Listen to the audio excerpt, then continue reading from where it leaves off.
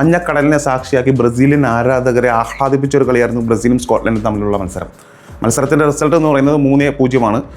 മത്സരത്തിൻ്റെ ഒരു നിമിഷത്തിൽ പോലും സ്കോട്ട്ലൻഡ് മുന്നിൽ വരാത്ത തരത്തിലുള്ള നല്ല അടിപൊളി കളിയായിരുന്നു. ചുരുക്കി പറഞ്ഞാൽ കുറേ നാളുകൾക്ക് ശേഷം ഇതുപോലെ അടിപൊളിയായിട്ട് കളിച്ച കളി വളരെ കുറവാണ് ബ്രസീലിൻ്റെ. വേൾഡ് കപ്പിലെ ഏറ്റവും നല്ല പെർഫോമൻസുകളിൽ ഏറ്റവും നല്ല പെർഫോമൻസ് എന്ന് വേണമെങ്കിൽ ഈ കളിയെ നമുക്ക് വിലയിരുത്താം. കളി തുടങ്ങിയ ആദ്യത്തെ 6-ാം മിനിറ്റിൽ തന്നെ വിനീഷ്യസിൻ്റെ ഒരു പൊളപ്പൻ ഗോള് സ്കോട്ട്ലൻഡിൻ്റെ ചെറിയ മിസ്റ്റേക്കിലൂടെ നേടിയതാണെങ്കിലും അവിടെ നിന്ന് കൂടുതൽ ശക്തിയേറിയ ബ്രസീലിയൻ ടീമിനെയായിരുന്നു പിന്നെ നമുക്ക് കാണാൻ കിട്ടിയത്. നല്ല അടിപൊളി കൃത്യതയുള്ള പാസും കൃത്യതയുള്ള മൂവ്മെൻറ്റ്സും എല്ലാം കൊണ്ട് തന്നെ സ്കോട്ട്ലൻഡിനെ വരഞ്ഞു മുറുക്കി 0-ൽ തളച്ചു നിർത്തിയെന്ന് വേണമെങ്കിൽ നമുക്ക് പറയാം. ആദ്യത്തെ ഫസ്റ്റ് ഹാഫിൽ തന്നെ കളി ബ്രസീലിൻ്റെ വരുതിയിലെത്തിച്ചു. അതിന് പ്രധാന കളിക്കാരനായിട്ട് നിന്നത് വിനീഷ്യസ് അപാര ഫോമിലാണ്. 3 കളിയിലും വിനീഷ്യസ് ഗോൾ അടിച്ചിട്ടുണ്ട്. വിനീഷ്യസ് അപാര ഫോമിൽ തന്നെയാണ്. ക്ലബ്ബ് കളിക്കാരനാണ് എന്ന് മാറ്റി നിർത്തിയ വിനീഷ്യസിനെ 3 കളിയിലും ബ്രസീലിൻ്റെ രക്ഷകനായിട്ടാണ് വിനീഷ്യസ് അവതരിച്ചിരിക്കുന്നത്. 6-ാം മിനിറ്റിൽ അടിച്ച ഗോളിന് ശേഷം പിന്നെ ഒരു ഗോൾ അടിച്ചായിരുന്നു. അത് ഫൗളോ കാരണം ആ ഗോൾ ഓഫ് ആയി പോയായിരുന്നു. അതിനുശേഷം 47-ാം മിനിറ്റിലെ ആ ഒരു ഗോളായിരുന്നു. അതായത് ഇഞ്ചുറി ടൈമിൽ ഫസ്റ്റ് ഹാഫിൻ്റെ ഇഞ്ചുറി ടൈമിൽ അടിച്ചേറ്റ് ഗോൾ. അതോട് കൂടിയിട്ട് സ്കോട്ട്ലൻഡ് അങ്ങ് ഇല്ലാതായി എന്ന് പറയും.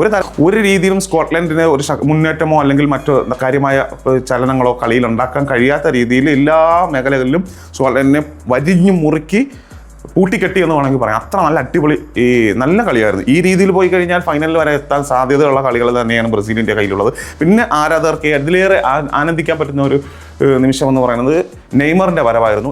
നെയ്മറിന് കളിക്കുമെന്ന് എല്ലാവർക്കും അറിയാമായിരുന്നു. പക്ഷേ അത് ഞാൻ പ്രതീക്ഷിച്ചു ഫസ്റ്റ് ഹാഫിൽ ഉണ്ടാകുമെന്ന്. പക്ഷേ ഫസ്റ്റ് ഹാഫിൽ തന്നെ ഇല്ലാതിരുന്നപ്പോൾ പിന്നെ ഞാൻ കരുതി എപ്പോഴെങ്കിലും ഒരു പക്ഷേ സബ്ബായിട്ട് ഇറങ്ങുമെന്ന് പറഞ്ഞു. അവസാനം സെക്കൻഡ് ഹാഫിന് ശേഷം 70-ാം മിനിറ്റിൽ നെയ്മർ വന്നതോടുകൂടി ഗ്രൗണ്ട് ആകെ ഒരു ആഹ്ലാദത്തിൻ്റെ പ്രത്യേകിച്ച് ബ്രസീലിയൻ ഫാൻസിൻ്റെ വീര്യം അങ്ങ് ഉറഞ്ഞു തുള്ളുകയായിരുന്നു. ബ്രസീലിയൻ ജേഴ്സിയിൽ ഏകദേശം 3 വർഷത്തോളം ആയി എന്ന് വേണമെങ്കിൽ പറയാം അദ്ദേഹം ഒരു കളി കളിച്ചിട്ട്. അപ്പം അതിൽ നിന്നൊക്കെ നെയ്മർ വന്നതോടുകൂടി തന്നെ ടീമിന് കൂടുതൽ ഊർജ്ജം പകരുകയും അതിശക്തമായ രീതിയിൽ പിന്നെ അങ്ങോട്ട് നെയ്മറിന് കാര്യമായ കാര്യങ്ങളൊന്നും ചെയ്യാൻ പറ്റിയില്ലെങ്കിൽ തന്നെ നല്ല രീതിയിൽ ഒരു നല്ല രീതിയിലൊന്ന് കളിച്ച് കളിയുടെ റിസൾട്ട് കംപ്ലീറ്റ് ചെയ്യാൻ പറ്റി.